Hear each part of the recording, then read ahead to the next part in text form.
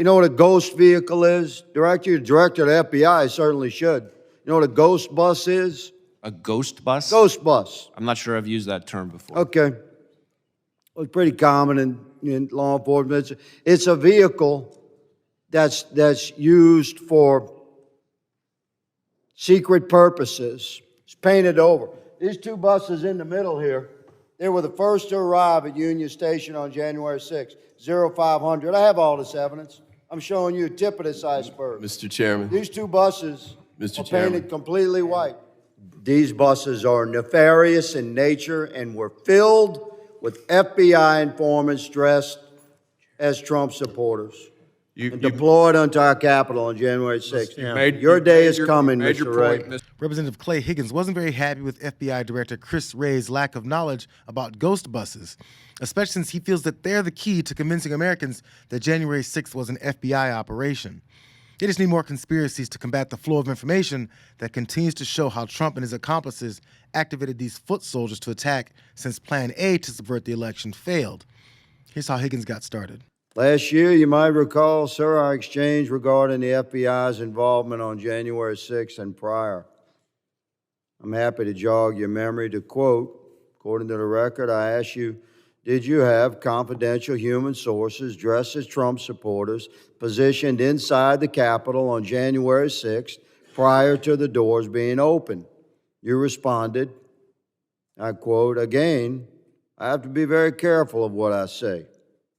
To which I said, it should be a no.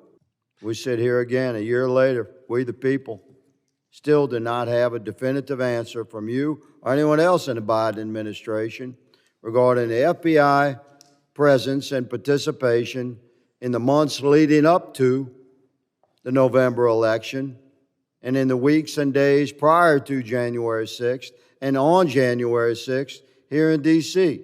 Higgins' retelling of their exchange did seem like Christopher Wray gave an elusive answer about FBI presence at the Capitol that day. But when Wray got the chance to clarify, Higgins must not have expected him to take that opportunity because he didn't really want that answer anymore. You confirmed that the FBI had confidential human sources at the Stop the Steal rally on January 6th here in D.C., sir?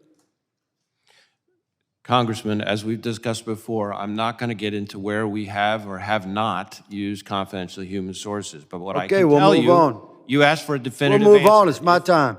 You said no, you're not going to answer. That's cool. We're watching. Mr. Chairman, may I answer the question? Your moment will come. This is my time. Earlier this year, an FBI informant who is reported to have, quote, his quote, under oath, marched to the U.S. Capitol with fellow Proud Boys members on January 6th, close quote. He said he was communicating with his FBI handler while people were entering the U.S. Capitol. Can you confirm that the FBI had that sort of engagement with your own agents embedded into the crowd on January 6th?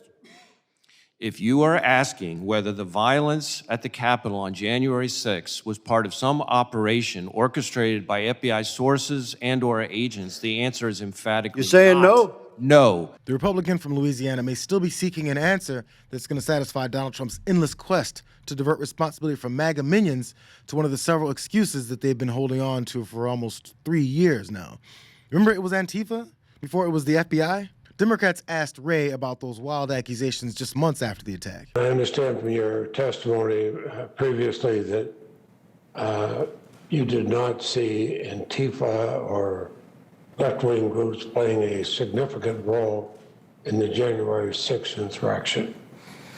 Certainly, while we're equal opportunity and looking for violent extremism of any ideology, we have not to date seen any evidence of anarchist violent extremists or people subscribing to Antifa in connection with the 6th. That doesn't mean we're not looking, and we'll continue to look. Do you agree that the Capitol attack involved white supremacists and other violent extremists?